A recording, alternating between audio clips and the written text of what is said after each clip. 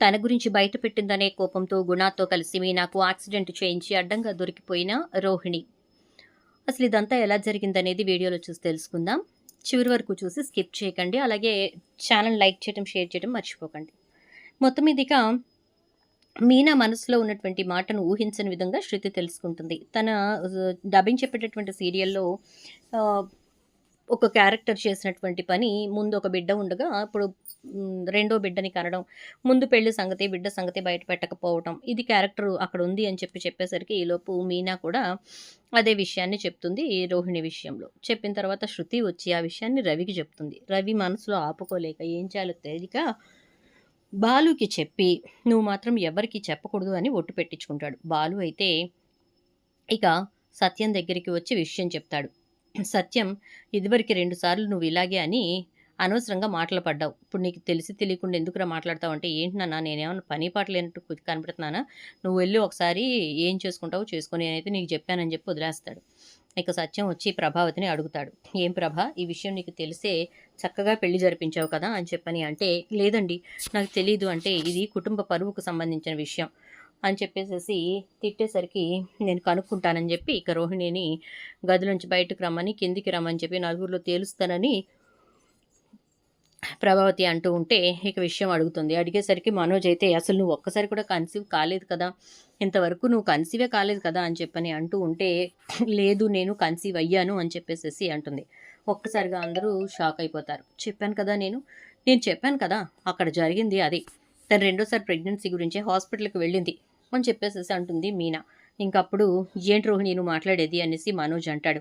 అనేసరికి ఇక వెంటనే రోహిణి అయితే, అవును మనోజ్, నేను ఆల్రెడీ ఒక బిడ్డకు తల్లిని, నాకు పెళ్ళయింది అని చెప్పి తన జీవితంలో జరిగిన గతం మొత్తాన్ని కూడా చెప్తుంది.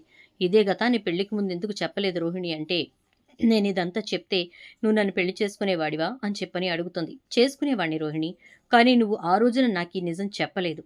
నువ్వు నాకు నచ్చావు, నీ మనస్తత్వం నచ్చింది, నేను అందుకే నిన్ను పెళ్లి చేసుకోవాలి అనుకున్నాను. కానీ ఇప్పుడు నేను ఏదైతే ఇష్టపడ్డానో అది నీ దగ్గర లేదు, నీ దగ్గర నిజాయితీ లేదు, నువ్వు నిజాయితీగా ఉండవు కూడా.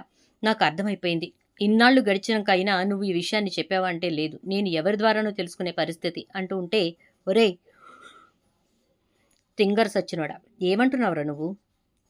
చాలా చాలా తెలివిగా మాట్లాడుతున్నాను అనుకుంటున్నావు కదూ అని చెప్పానంటుంది ప్రభావతి. ఏంటమ్మా అంటే, మరి అది ముందు చెప్పినట్టయితే ఎవరికీ చెప్పకుండా సైలెంట్‌గా పెళ్లి చేసుకొని ఉండేవాడివా అంటే, అప్పుడు నీకు చెప్పి నేను ఒప్పించుకునేవాడినమా, కానీ అప్పుడు చెప్పలేదు కదా తను అని చెప్పని అంటాడు. అదే కదా అసలు ముందు ఇంత పెద్ద నిజాన్ని ఎలా దాచిపెడుతుంది అని చెప్పేసేసి అంటుంది ప్రభావతి. నాకు అదే అర్థం కాక అడుగుతున్నాను కదమ్మా అని అంటాడు. వెంటనే ఇక ప్రభావతి అయితే, చూడు రోహిణి, నేను ఒక మాట చెప్తున్నాను విను. ఏం జరిగింది ఏంటి అనేది నాకు అనవసరం. జరగాల్సింది జరిగింది కదా, ఇక నుంచి మాత్రం నీకు మనోజ్‌కి మధ్యన ఎటువంటి బంధం ఉండదు. నువ్వు బయటకి నడిచిపోవడమే అని చెప్పానంటే, ఆంటీ అలా ఎలా పంపించేస్తారు? అసలు ముందు ఆ బిడ్డ ఎవరో, ఎక్కడున్నాడో, ఏంటో అని కనుక్కుంటే తెలుస్తుంది కదా, ఎందుకు ఇలా చేసిందో తెలుస్తుంది కదా అంటుంది శృతి. కనుక్కుందామమ్మా, కనుక్కుందాం. వీడికి ఎలాగూ కలిసొచ్చే కాలానికి నడిసొచ్చే కొడుకు పుడతాడని చెప్పి స్వామీజీ చెప్పాడు కదా, ఇప్పుడు ఆ నడిచొచ్చే కొడుకుని రోహిణి తీసుకొస్తుందనమాట అని చెప్పేసేసి అనేసరికి ఇక వెంటనే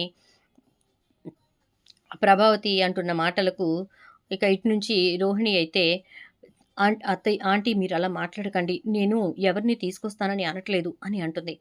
ఏంటి ఎవరిని తీసుకొస్తానని అనట్లేదు? ఇప్పుడు నీ కొడుకు ఎక్కడున్నాడు? మలేషియాలో ఉన్నాడా? మీ నాన్న దగ్గర ఉన్నాడా? మీ అమ్మ దగ్గర ఉన్నాడా అని చెప్పని మాట్లాడుతూ ఉంటే, మా అమ్మ ఎక్కడుందా ఆంటీ అంటే, ఇప్పటికైనా నిజాలు చెప్పు, ఇక్కడి నుంచి నువ్వు చెప్పే ప్రతి విషయాన్ని నేను నిజమా కాదా అని రుజువు చేసుకు తీరుతాను అని చెప్పని అంటుంది. అన్న తర్వాత ఇక వెంటనే రోహిణి అయితే, అవును నాకు తండ్రి లేడు, తల్లి మాత్రమే ఉంది, నా తల్లి దగ్గరే నా బిడ్డ ఉన్నాడు అని అంటుంది. ఎవరమ్మా మీ అమ్మ అని చెప్పేసేసి ఇక ప్రభావతి అంటుంది. నా తల్లి సుగుణమ్మ, నా కొడుకు చింటూ అని చెప్పి నిజం చెప్పేస్తుంది. దాంతో ఇక ప్రభావతికి చాలా కోపం వస్తుంది. ఛీ, ఇలాంటి విశ్వాసఘాతకురాల్ని నేను ఎక్కడా చూడలేదు.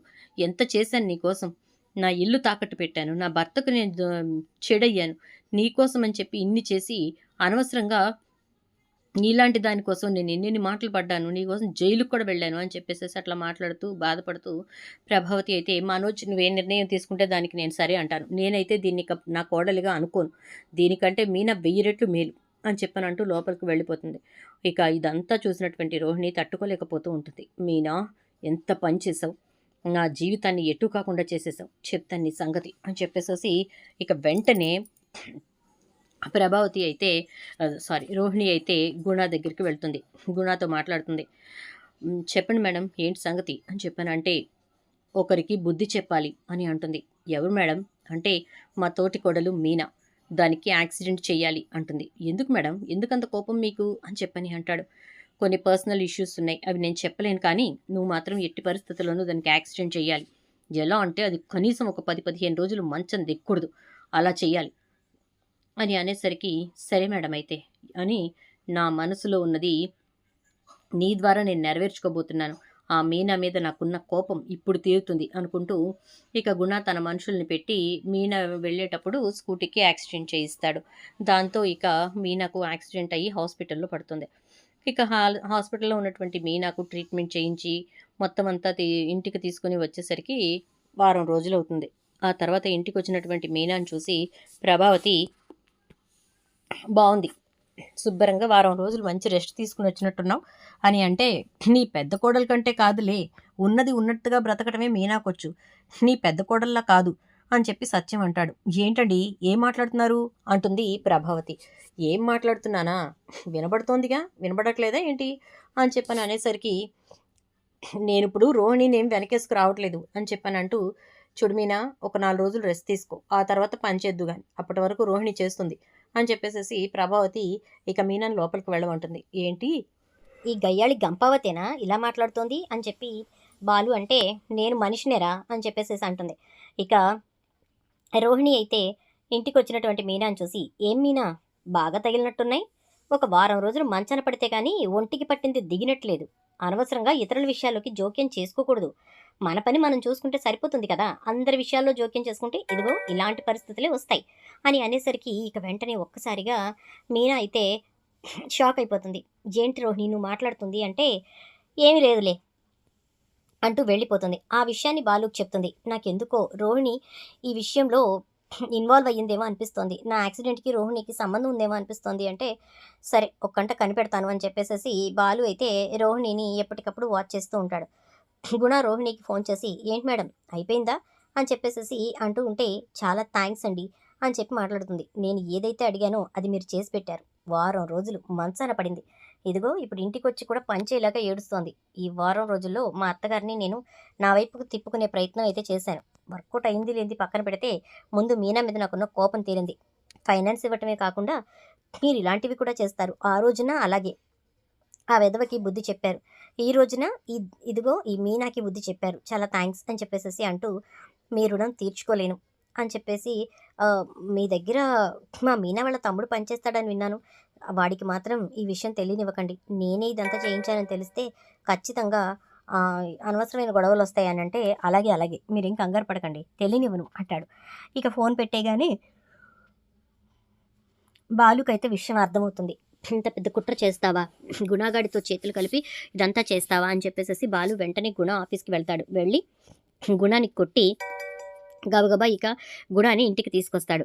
కొట్టి తీసుకొచ్చేసరికి వాడి ఇంటికి వస్తాడు. రోహిణి గుణాన్ని చూసి షాక్ అయిపోతుంది.